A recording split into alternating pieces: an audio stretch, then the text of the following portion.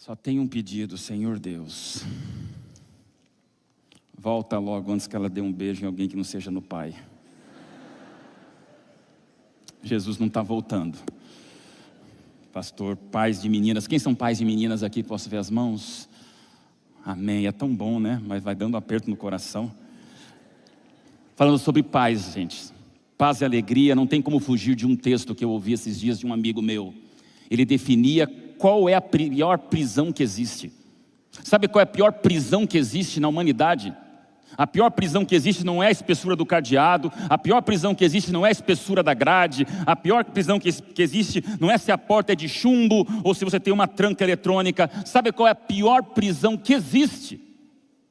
O conforto de uma cela. Essa é a pior prisão que existe na humanidade. Uma cela confortável que você diz, está bom demais. Aqui eu tenho tudo que eu preciso. A cama está boa, a comida está legal, tenho televisão, ar-condicionado. Então para que sair para a rua se a cela está confortável? A pior prisão que existe é o conforto de uma cela. E aí, amigos, eu preciso abrir meu coração para vocês do domingo retrasado, antes da Páscoa. Que é a razão de eu estar falando para vocês hoje sobre o metaverso do Evangelho. Fui fazer uma corrida.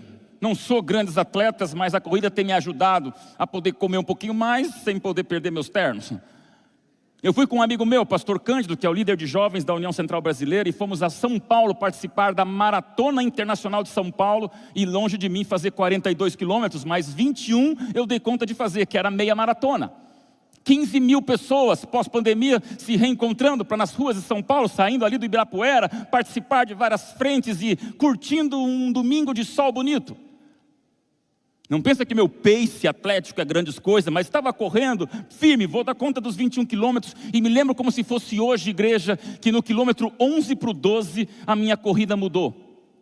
Porque estávamos numa reta imensa, e aqueles atletas todos correndo, alguns se arrastando, outros caminhando, mas todos celebrando saúde, e passamos numa rua bem imensa, onde era impossível não ver, era impossível não ler, uma placa enorme que estava ao lado direito, e essa placa imensa de mais de 3, 4 metros de altura, era escrita com letras fosforescentes, de maneira que você tinha que ler obrigatoriamente o que estava escrito naquela placa. E embaixo, algumas pessoas pulavam e gesticulavam, pedindo para todos lerem a placa. E eu li essa placa. E quando eu li essa placa, eu entendi porque alguns passaram por ela e aplaudiam. E outros que passavam por ela, não aplaudiam e se entristeciam, como foi o meu caso. Para aqueles milhares de atletas que estavam correndo na meia maratona de São Paulo, a placa dizia bem assim: corra com Jesus, só não com os evangélicos. Eu fui pego de surpresa, porque as bandeiras embaixo deixavam todos verem aquela placa, e aquela minha corrida, que tinha um pique bem diferente, se tornou muito mais lenta, porque na minha mente eu fui impactado por essa frase: corra com Jesus, mas não com os evangélicos. Tem alguma coisa confusa, tem alguma coisa equivocada, como eu vejo em outras frases que diz: amo Jesus, mas não o fã-clube dele. Amada igreja, é uma mensagem de abrir coração para quem está se sentindo em casa, na igreja da infância, para dizer: eu tenho estado preocupado, meus irmãos. Esta igreja tem que ser o que tem sido, mas precisa continuar sendo. Corra com Jesus, mas não com os que creem nele. Corra com Jesus, mas não com aqueles que carregam o emblema dele. Corra com Jesus, mas não aqueles que se dizem de Jesus. O que está acontecendo? A Bíblia nos dá alguma resposta. E gosto de pensar que todos respiram, muitos transpiram, alguns conspiram, mas poucos inspiram. Buscamos pessoas inspiradoras para um cristianismo que seja resumido em 3 partes. Um evangelho que seja de pessoas convertidas, um evangelho que seja de pessoas convencidas e um evangelho que seja de pessoas comprometidas. E eu vou lhe explicar esses 3 passos usando um texto da Bíblia, e vem comigo agora, 1 Timóteo 1:5. Se prepare, porque esse é o texto principal de hoje. Eu busquei muito como responder a esta placa: corra com Jesus, mas não com os evangélicos. E pensando na paz de espírito que eu lhe apresento, a gente tem que definir, ou talvez redefinir, o que é o amor na Bíblia. E esse versículo de 1 Timóteo 1,5, num versículo, ele me diz claramente o que o mundo precisa. E o que nós, cristãos, evangélicos, adventistas, crentes, como é que você queira nos definir, como nós deveríamos agir perante a humanidade. Vamos juntos? 1 Timóteo 1,5 nós lemos: ora, o intuito da presente admoestação visa o amor. Amor que procede do coração puro, da consciência boa e da fé sem hipocrisia. Igreja Central, essa é uma das epístolas de Paulo. Paulo escreveu 14 epístolas. E eu gosto de pensar que as últimas epístolas que Paulo escreveu foi para deixar um legado às novas gerações. E a nova geração para Paulo era Timóteo. Então o primeiro recado de hoje, lembre-se que um dos conceitos mais lindos de amor que Paulo decifra, ele manda para um garoto. Definimos ser o garoto, não sabemos a idade precisa de Timóteo, mas entendemos que Timóteo era um aprendiz. E aí Paulo diz: Timóteo, vem cá. Talvez eu vou morrer antes do amor real ser conhecido por toda a humanidade, mas você continua, Timóteo. Então eu vou passar para você, Timóteo, nova geração, o que é o amor. E aí Paulo traduz o que eu vou lhe falar hoje. Timóteo, seja convertido, seja convencido, seja comprometido, porque o amor é coração puro, consciência boa e fé sem hipocrisia. Minha mensagem se resume nessas três coisas. Timóteo absorveu, e Deus queria que você absorvesse comigo hoje o que é o amor que o mundo precisa ver, para não dizer mais corra com Jesus, mas sem os evangélicos. Amada Igreja Central, primeira característica dessa mensagem: o amor verdadeiro, ele é um coração puro. Coração puro é mais do que intenções puras. Coração puro é mais do que você dizer: batizei e agora para sempre estou 100% garantido naquilo que eu faço. Coração puro é você cuidar porque as pessoas traduzem não o que você intenciona, mas o que você expressa. E essa é uma dificuldade que nós temos quando pensamos coração puro. Agora, eles que nos engulam, eles que nos entendam.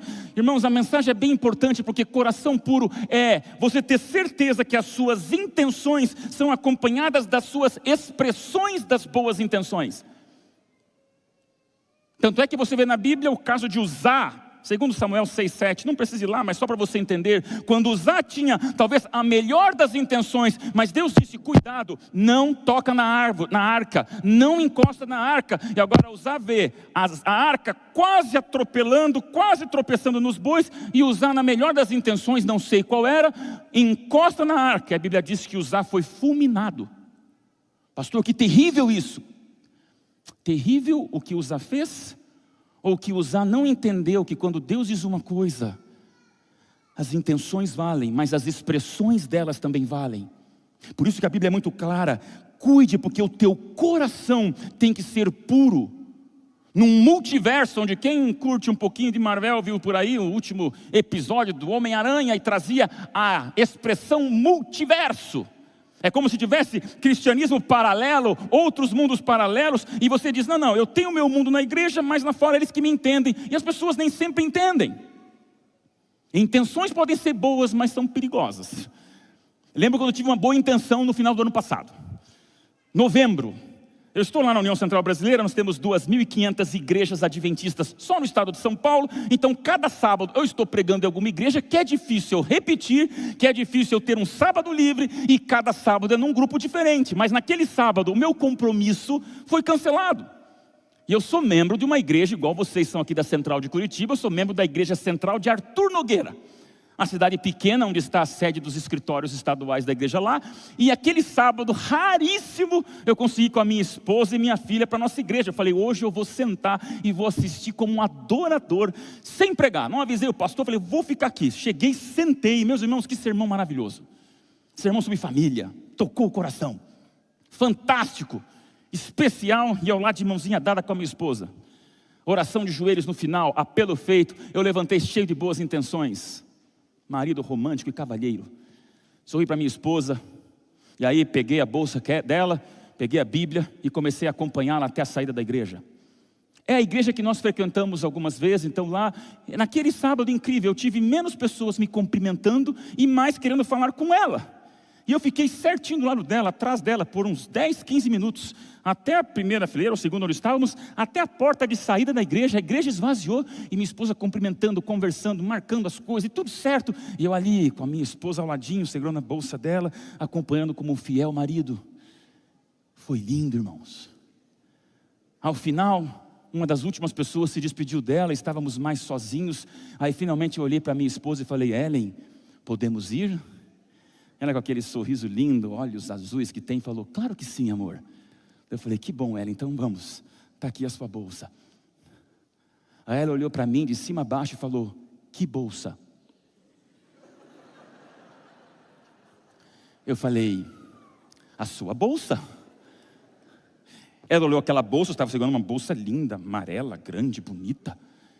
E ela falou assim: amor, eu vim sem bolsa.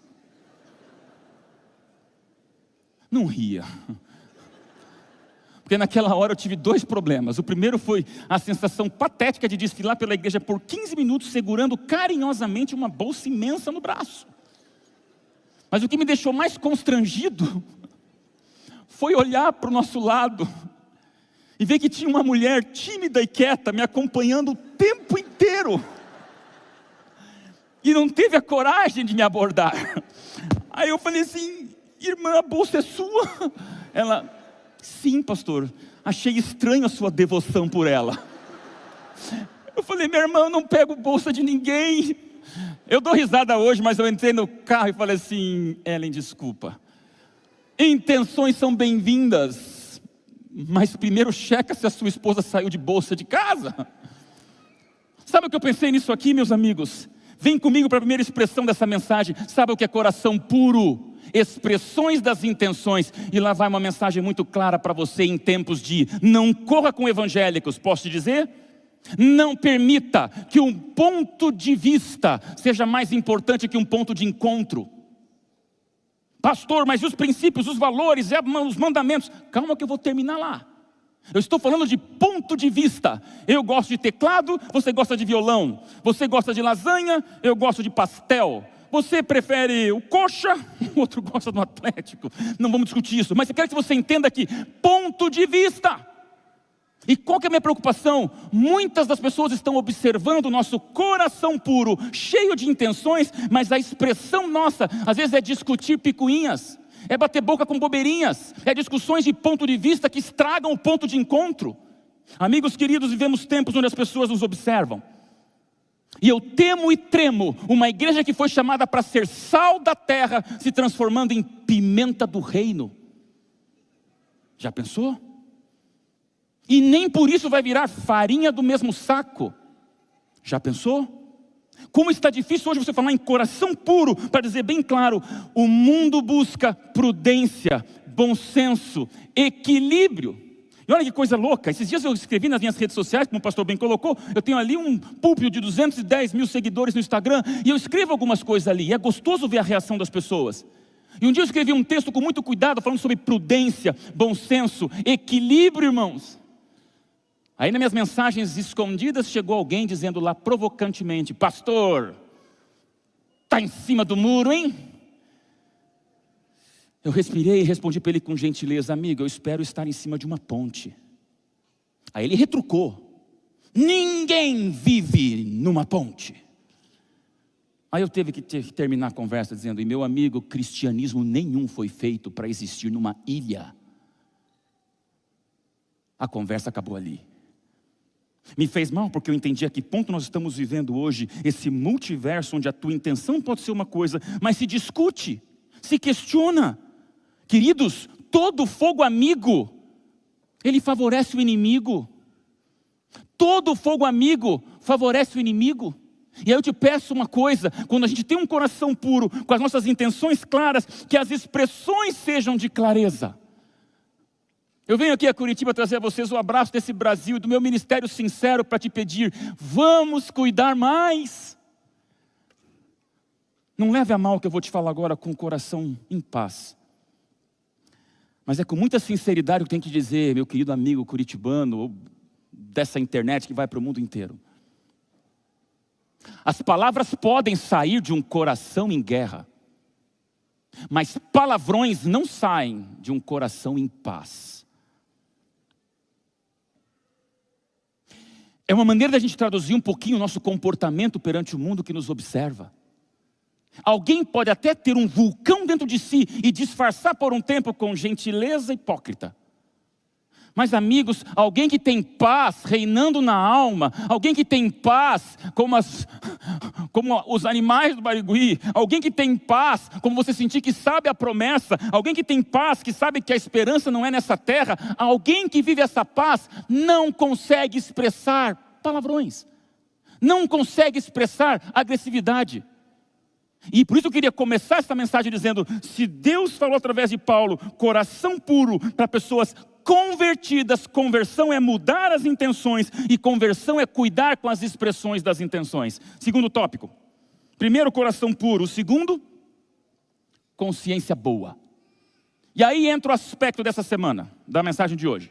Metaverso. Por quê? Se falamos do multiverso, vem comigo para o metaverso, onde Mark Zuckerberg trouxe essa palavra com força alguns dias atrás, e todo mundo que é um pouco mais conectado, digital, sabe que vem um tsunami que ninguém sabe como é que ele vai se comportar, mas o metaverso traz para você uma realidade muito mais digital, virtual, muito mais conectada, onde você vai colocar óculos, gadgets, vai se vestir e vai viver outros impérios digitais, mas que vem muito para o real. E essa igreja é uma realidade do que aconteceu com a pandemia. Falava o pastor André, que bênção, deixou de ser uma igreja em Curitiba para virar uma igreja para o mundo inteiro. Quando você vê na escola sabatina pouco, mais de 1000 pessoas acompanhando uma lição da escola sabatina, tinha o dobro assistindo do que tinha aqui. Então você percebeu que nós temos hoje um mundo real e um mundo virtual, mas antes se misturam, ambos se misturam no mundo híbrido. Amém, igreja? Você que está nos acompanhando pela internet, você está aqui. Você está no seu sofá, está na cama, está debaixo da janela, não sei onde você está assistindo, mas você está se sentindo presencial aqui, porque eu estou falando com você. Isso é uma realidade muito forte, muito positiva.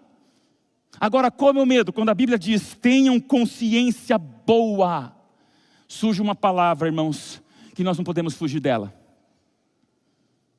Coerência. Na Bíblia tem um personagem chamado Diótrefes, nome raro, que você só vai ouvir uma única vez, porque é só uma vez que ele é mencionado na Bíblia. Diótrefes aparece em 3 João, que é uma carta de apenas ali um capítulo, e no versículo 9 aparece o tal do Diótrefes. E o que é falado de Diótrefes? Cuide do Diótrefes, que o próprio apóstolo João disse, ele não dá espaço para ninguém, ele não permita que a gente pregue, ele está tomando o centro das coisas, ele está tomando conta da igreja, cuida com Diótrefes. Quando eu vejo Diótrefes, depois de ver usar, eu me preocupo com o metaverso do Evangelho, onde nós estamos muitas vezes cancelando o próximo, enquanto deveríamos ser acolhedores. O que é o cancelamento, senão o homicídio digital para uma pessoa que espera de você palavras de graça, e às vezes recebe o quê? Polarização. Queridos, que tempos difíceis. Essa minha mensagem é um abrir de coração para um ano difícil. Igreja Central de Curitiba, nós como adventistas, como um povo remanescente, como um povo profético, não fomos chamados por Deus para entrar em brigas, em lacrações, em tretas do Evangelho.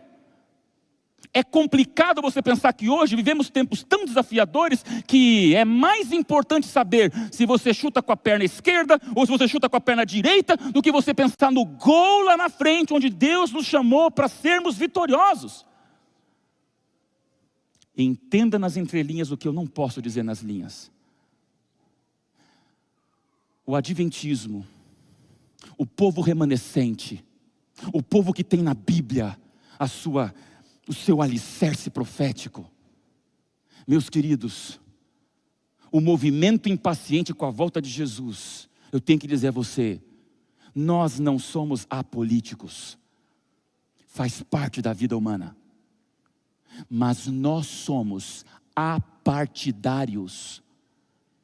Isso não é em São Paulo, não é no Paraná, isso é para o mundo todo. Eu quero pedir a você com o coração aberto, que cuide num ano onde se você não está na trincheira A, eles jogam você na trincheira B.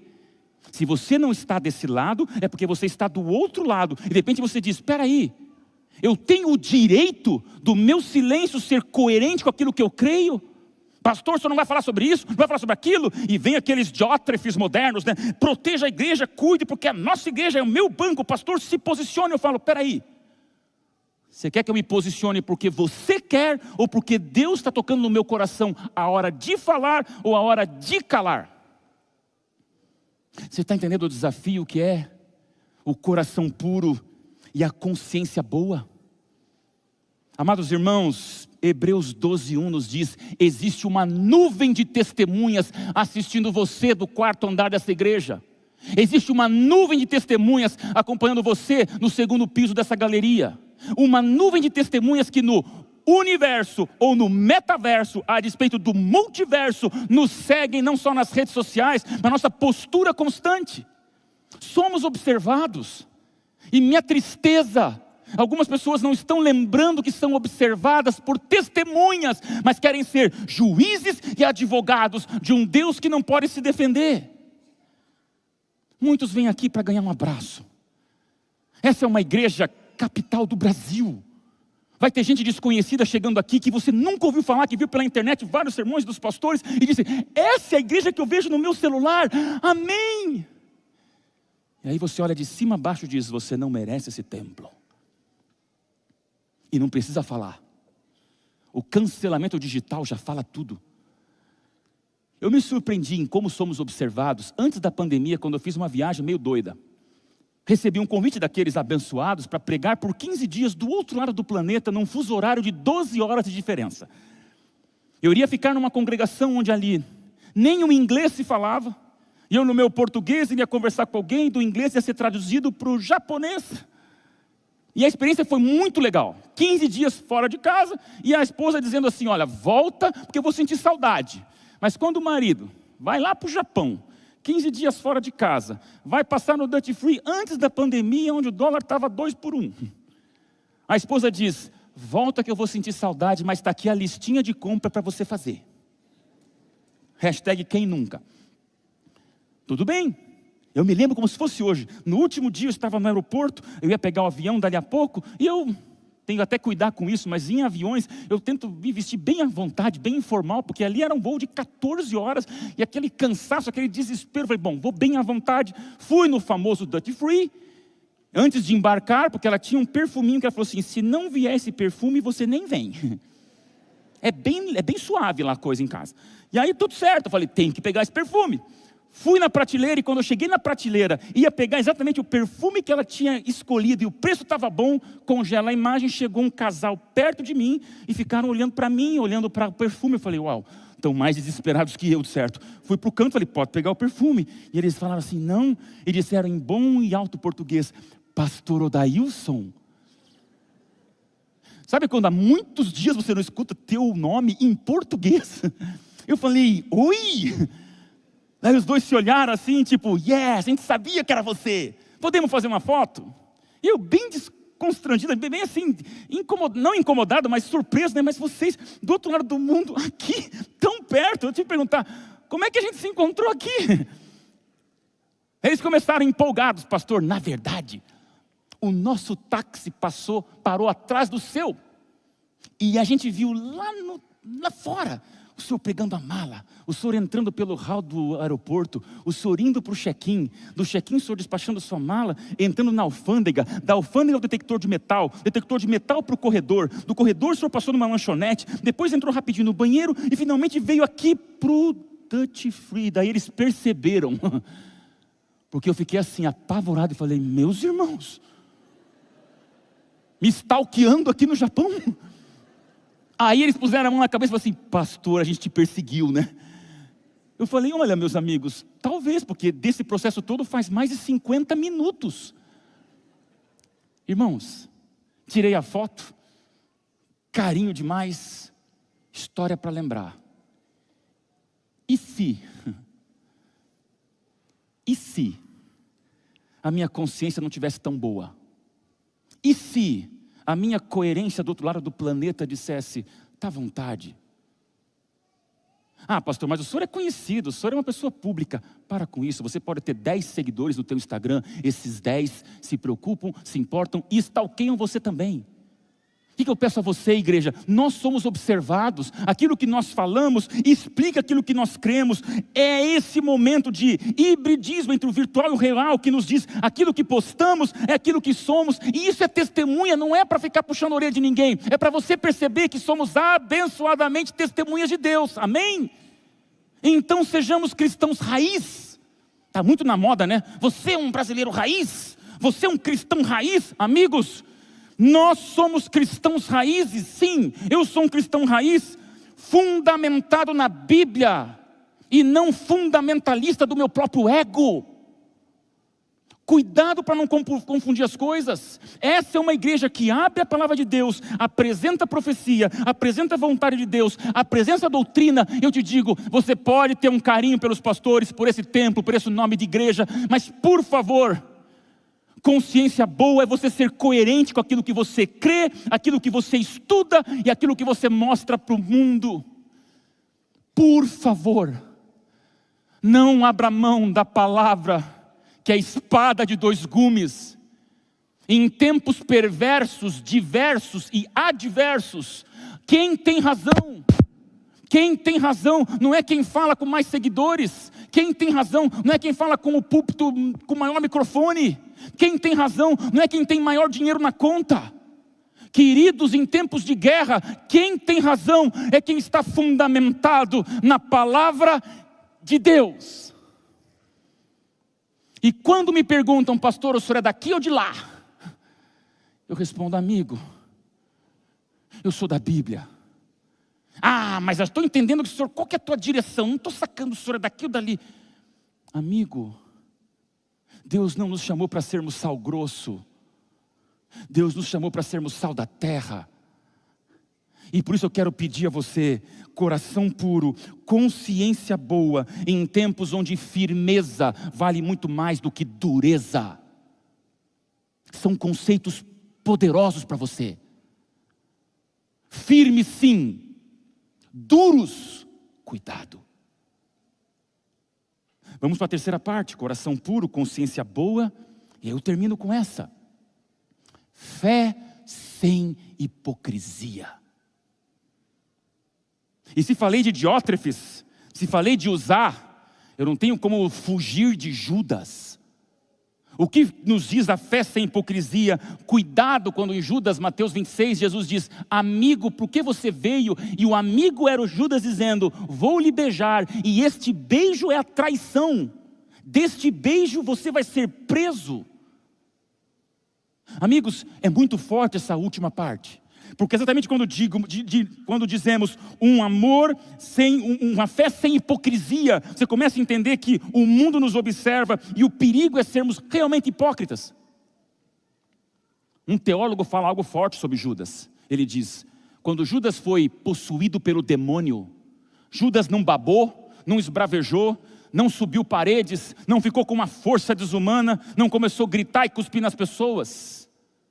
Quando Judas foi possuído pelo demônio, ele saiu da frente de Cristo e foi para o mundo vender Jesus. Você está entendendo o que é fé sem hipocrisia? Até que ponto nós estamos com o coração aberto para dizer, Senhor Deus, me ajude a amar do jeito certo. Amigos, são 3 passos para você entender. Nesse terceiro, como eu sou apaixonado por uma Bíblia que nos diz, 1 Coríntios 4:9, somos espetáculos para o mundo. Não é o pastor André quando vem que prega que é espetáculo para o mundo somente. Ou você que está no último banco desse último andar, dessa galeria mais distante de mim, pastor, eu também, você é espetáculo para o mundo igualmente. E aí quando nós pensamos nisso, meus irmãos, a gente tem que avaliar um pouquinho mais nossa religião com Deus, nosso cristianismo autêntico, nossa relevância profética. Amados irmãos, é muito sério, porque hoje vivemos tempos onde as pessoas não são relevantes. Então se eu falei para você das intenções, se eu falei para você da coerência, eu falo a você da relevância. E aí relevância, amigos, é aquilo que nós cremos, é aquilo que altera a nossa vida. Tempos difíceis, onde jovens hoje aceitam tudo quando diz amor, mas quando falam em arrependimento já não gosto mais. Tempos difíceis, onde todo mundo quer ouvir da graça, mas quando você fala, a graça se traduz em expressões práticas de obediência, já não gostei mais, pastor. Tempos difíceis, onde todo mundo quer falar no amor, mas não fala na fé sem hipocrisia, que tem profundidade profética. Queridos, se o amor de Deus é para todos, por que seus princípios são só para alguns? Se a graça do céu é para todos, por que seus valores então são para quase todos? E você viu que eu te falei sobre acolhimento, amor, mas ao mesmo tempo eu tenho que te falar sobre aquilo que nos identifica como um povo diferenciado e que tem valores eternos. Evangelho que não muda a vida, não é evangelho. E talvez o corredor que escreveu lá, corra com Jesus, não com os evangélicos, é porque ele não viu mudança real no olhar de amor puro de um evangélico. Meu pedido a você, sejamos um povo profético, sejamos um povo de profundidade bíblica. E jovem, lembra, não troque nenhum propósito por uma proposta. Somos de propósito. Temos uma linha, temos uma Bíblia que nos diz como nos proteger em tempos tão difíceis. É por isso, amada igreja, que eu tenho certeza de que aqueles que nos veem como espetáculo, olham o palco, mas você na plateia olha para quem está do seu lado, atrás e à sua frente. Igreja da minha infância, minha preocupação é que vocês venham aqui e esperem de quem está no palco ser o exemplo, mas você não esquece que quem está atrás de você está vendo a sua nuca dizendo, e você está sendo o exemplo? Há transformação. Esses dias eu conversava com os jovens, assuntos polêmicos, e vocês já imaginam que sempre agora vem à tona em qualquer discussão de peito aberto. Eu falava, meu amigo, o que você quer que eu te fale? Que você está certo e Deus está errado? O que você quer que eu te fale? Que Deus errou com você e que Deus é imperfeito, então você está acima de Deus. Fé sem hipocrisia não faz de Deus um garçom. Amigos, Deus não é garçom para nos entregar o nosso desejo. Deus é um nutricionista que nos diz o que nós temos que fazer e comer do jeito certo para termos saúde. E esse assunto esvazia minhas redes sociais. Quando eu falo sobre isso, eu perco 1000 seguidores num dia, porque os jovens não querem escutar alguém dizendo, cuidado, Deus é amor sim, mas o amor implica em transformação, mudança, crescimento, maturidade, arrependimento. E a palavra que se foge hoje e que temos que trazer de volta aos nossos púlpitos adventistas, sabe qual é? Qual é? Quebrantamento. Nós não falamos em quebrantamento porque quebrantamento é algo que mexe com aquilo que eu não quero mudar. Quebrantamento é você dizer, Deus é soberano e essa pintura me mostra quem manda e quem obedece, quem ama e quem é amado, quem criou e quem foi criado. Por isso, amada igreja, meu pedido a você é que as pessoas queiram correr com Jesus, mas também queiram correr com aqueles que dizem amar Jesus, amém? Que queiram correr com Cristo, mas que queiram correr com aqueles amigos e irmãos da Igreja Central de Curitiba, que queiram correr com o Messias, mas que queiram correr com o Odailson, que reflete o Messias. Aí você entendeu o metaverso de um evangelho que traz para o universo a realidade de todos nós. E uma escritora do mundo evangélico que todos vocês conhecem, Ellen White, no seu livro Mente, Caráter e Personalidade, volume 2, página 755, ela diz: uma vida coerente, paciente em moderação, espírito calmo na provocação, é sempre o mais poderoso argumento e o mais solene apelo. Você veio aqui hoje para ouvir com o coração aberto alguém te dizendo, o amor, ele é coração puro, ele é consciência boa, ele é uma fé sem hipocrisia.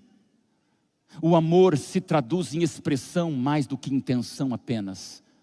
O amor é a certeza de que nós vamos juntos para um dos anos mais difíceis da história do Brasil. E tudo que eu imploro a você, com uma das maiores igrejas do mundo, que você saia por aquelas portas dizendo: meu Deus, que eu pare de bater boca com os outros, que eu pare de ficar discutindo, enquanto no fundo nós precisamos avaliar ao pé da cruz a graça que me beija, mais do que as muralhas que eu levanto para o próximo. Queridos, a graça é o beijo de Deus em todos nós, amém? Meu pedido a você nessa manhã: não dependa a sua felicidade de ninguém que não tenha morrido por você numa cruz. Teu chefe não morreu por você numa cruz. Amo meus pais com a minha vida, mas nenhum morreu na cruz pelo outro. Corto um braço pela minha filha. Você ama o seu cônjuge, mas posso dizer em nome de Cristo: não dependa a sua felicidade de nada, nem de ninguém que não tenha morrido por você numa cruz. E em tempos de tanta discussão, idolatramos seres humanos, enquanto Deus nos pede: olha para a cruz, porque é só lá que você vai ter a paz muito maior que da capivara. É só lá que você vai ter a paz que excede todo entendimento.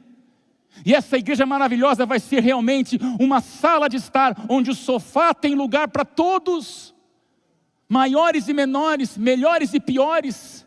Mas uma vez que chega aqui, entenda que a gente muda para melhor.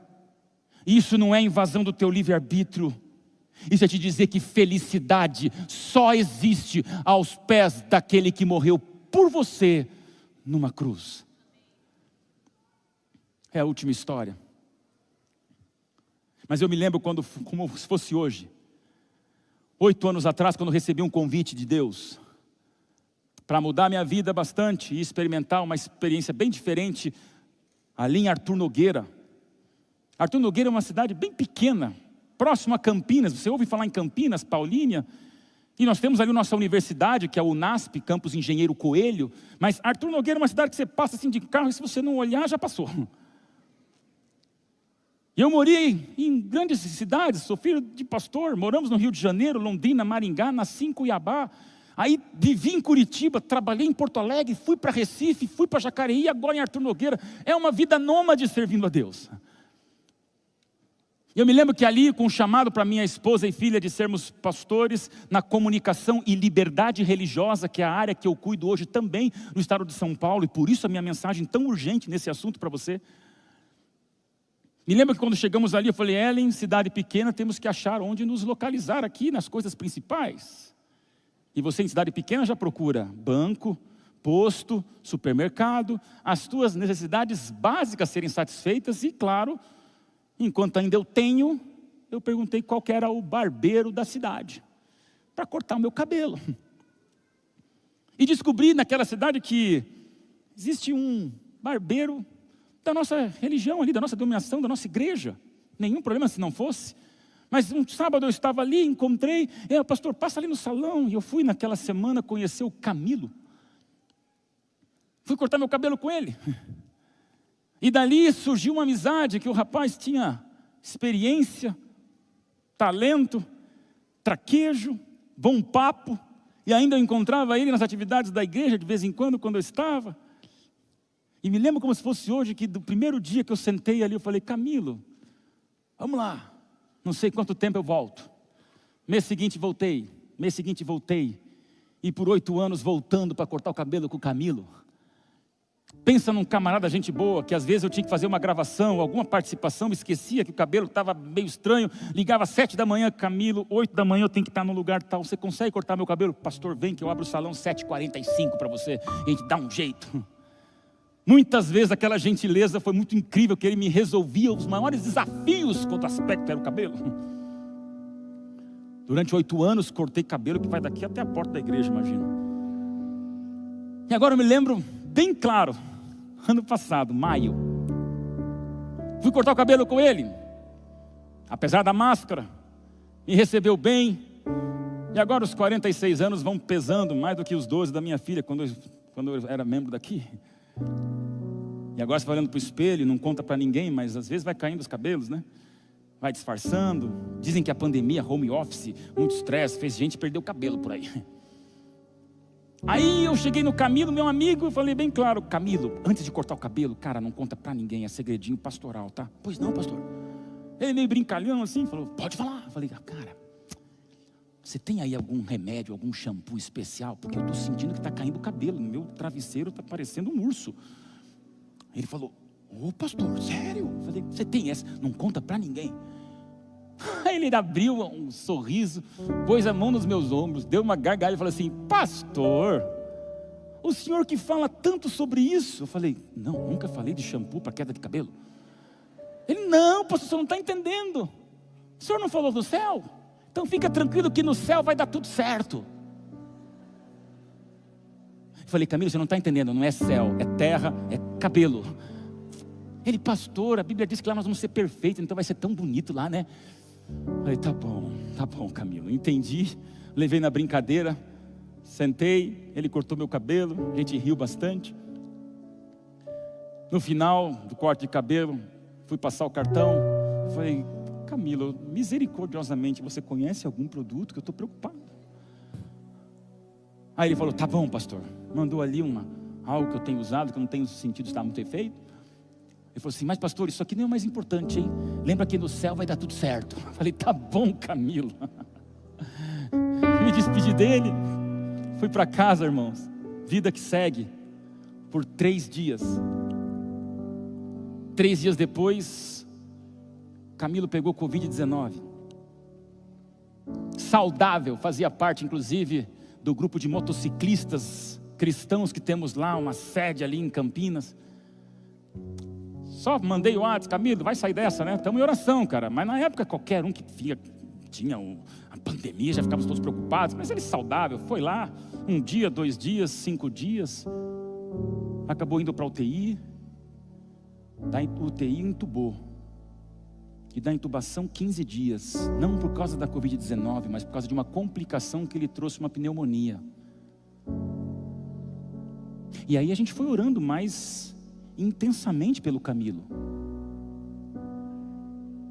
32 dias.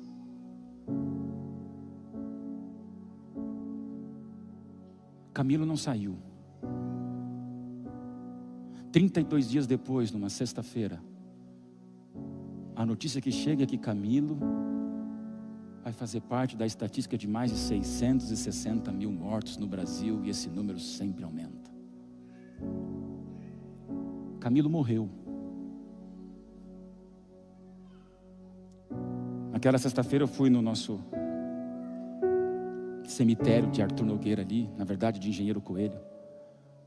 Ajuntou muita gente da igreja, ancião da igreja. Eu estava ali como pastor, mas eu estava lá como cliente. Alguns olhavam: pastor, o senhor sempre cortou o cabelo com Camilo? Eu falei: sim, 8 anos. Você se acostuma com o ordinário, você se acostuma com o previsível. Teu barbeiro está ali te esperando. Oramos, choramos, esposa e filhos sepultaram o pai.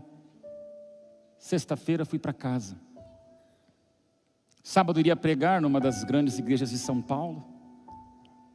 Estava me arrumando antes de pegar o carro e fazer o trecho que eu sempre faço, de 2 horas até a capital. Quando eu fui me olhar no espelho, minha esposa ao quarto, eu senti um calafrio quando a minha mente, só naquela hora, processou o nosso último encontro. Os cabelos caindo e a minha memória trazendo à tona a última troca de ideias que eu tive com o Camilo nessa vida foi ele olhar para mim e dizer: o quê?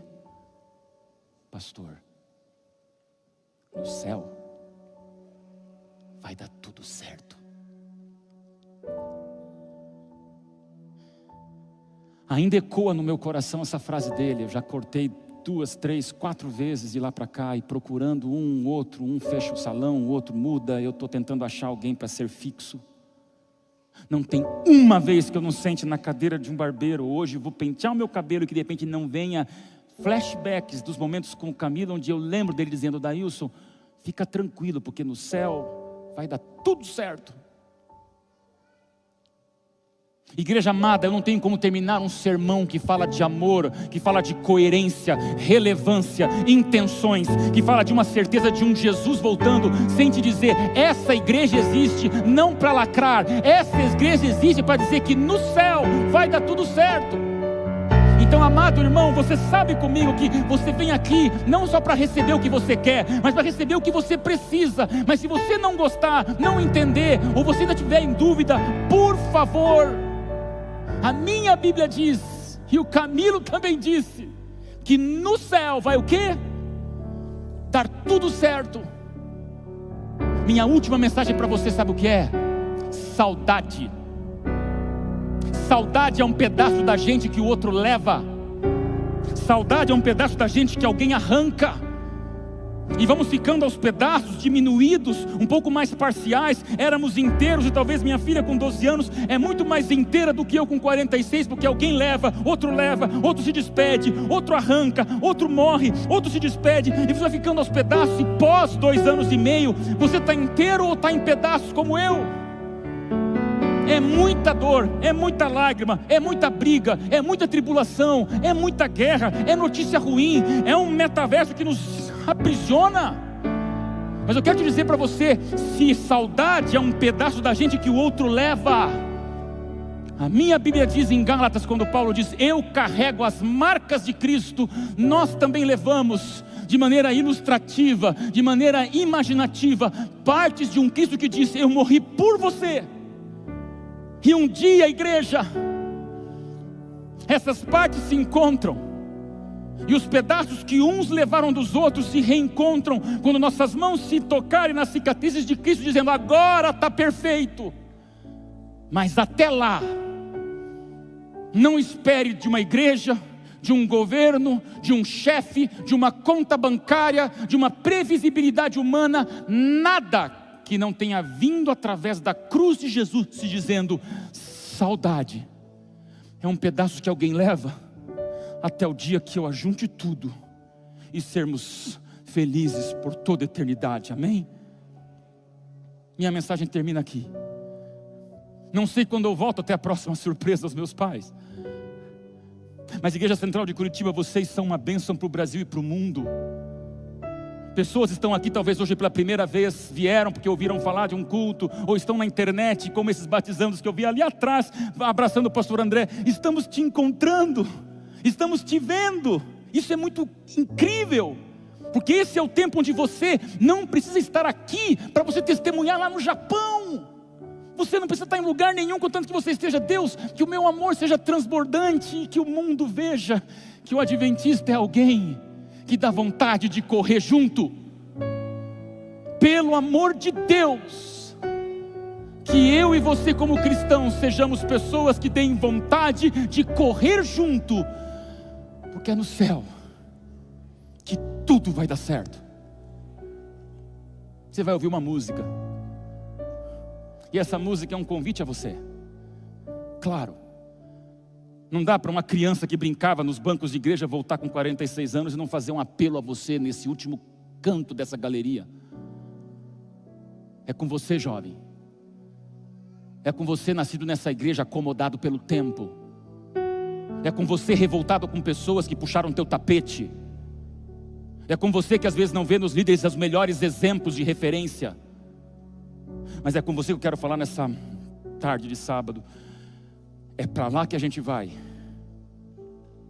Enquanto você ouvir essa música, meu pedido a você é simples. Igreja Central de Curitiba, se você quer viver esse amor sincero, esse amor coerente, esse amor desprovido, esse amor remanescente, meu amigo, enquanto você ouvir essa música, se coloque em pé em oração, e a gente vai terminar com uma oração. Mas na hora que teu coração for tocado, deu vontade, fique em pé e feche seus olhos. Eu quero ter certeza de que nessa manhã, tarde de sábado, pessoas foram modificadas para mais. Temos raízes proféticas. Raízes não são servas do vento. Quem tem raiz enfrenta a ventania, enfrenta a guerra, enfrenta a pandemia, enfrenta o que for, porque quem tem raiz sabe que é no céu que tudo dá certo. Então, se esse for teu desejo, coloque-se em pé, na hora que for melhor, contanto que a gente esteja pronto para esse céu que vai dar tudo certo. Amém. Eu vejo o mundo carente de esperança, eu vejo a vida perdendo seu valor. Um mundo em que a maldade e o temor promovem guerras e mortes. Não é possível viver sem esperança, sem a certeza do amanhã. Mas sei que à frente dessa guerra existe um rei, e ele já venceu na cruz. Eu sei que em breve verei meu Salvador vindo nas nuvens me encontrar, e a esperança que um dia eu sonhei vai estar sorrindo para mim. Eu creio em Deus, meu Senhor, e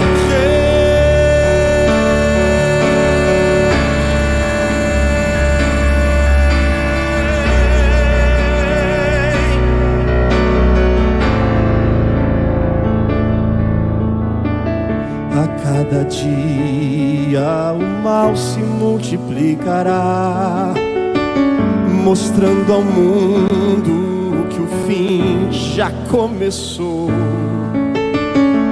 A dor, a fome, a angústia e o sofrer revela a imagem do pecado,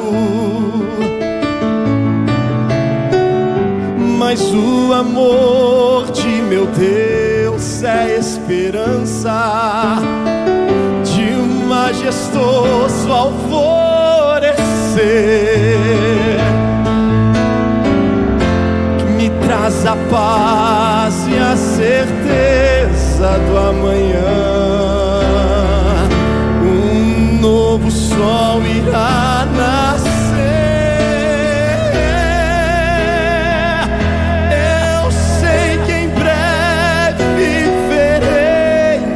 Salvador vindo nas nuvens me encontrar, e a esperança que um dia eu sonhei vai estar sorrindo para mim. Eu creio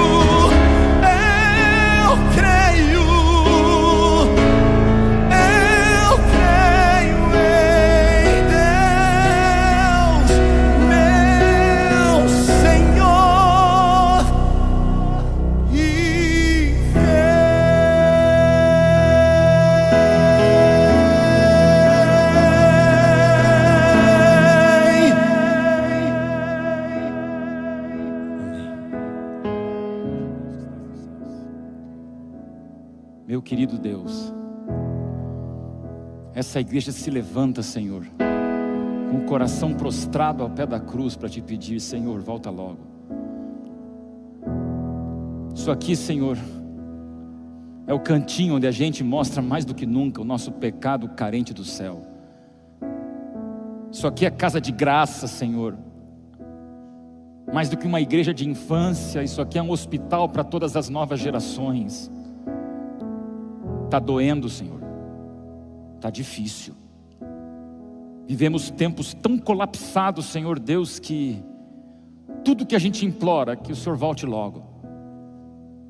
São brigas, são lutas, são desentendimentos, entrincheiramentos, polarizações, guerras, desumanidade. Senhor, acalma a nossa alma e, meu Deus, nos ajude a ter esse amor correto, puro, que a nossa consciência seja boa, que a nossa fé seja sem hipocrisia, que as pessoas vejam em nós, Senhor, cristãos que deem vontade de correr junto, que o nosso discurso seja de paz, que a nossa esperança seja mais importante que o nosso presente, e que não percamos tempo nesse presente, enquanto temos um futuro eterno nos aguardando.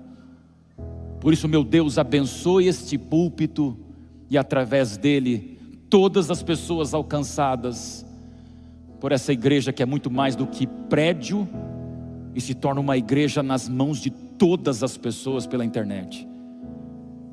Meu Deus, unja o pastorado dessa igreja, representado aqui na pessoa do pastor André, que tem apacentado esse rebanho nacional e internacional, mas que aqui, Senhor, nesses bancos de igreja, conhece as lutas, sente o peso da responsabilidade, e tem sido usado por Deus para levar palavras de paz, sementes de esperança ao coração de seu rebanho. Os líderes dessa igreja, alguns a gente lembra, a única coisa que muda, Senhor, é o tempo passando, as rugas vindo, e Jesus não voltando. Então, Senhor, volta logo, meu Deus.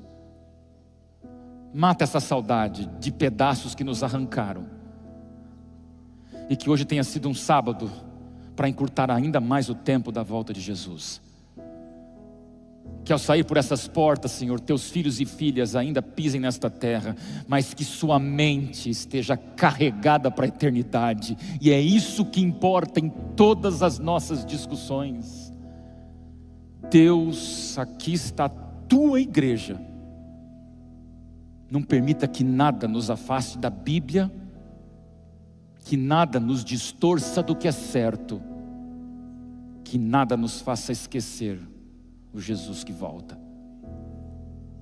Estamos nas tuas mãos, perdoa nossos erros, e a gente quer se encontrar no céu, para sempre, Senhor, em nome de Jesus, amém.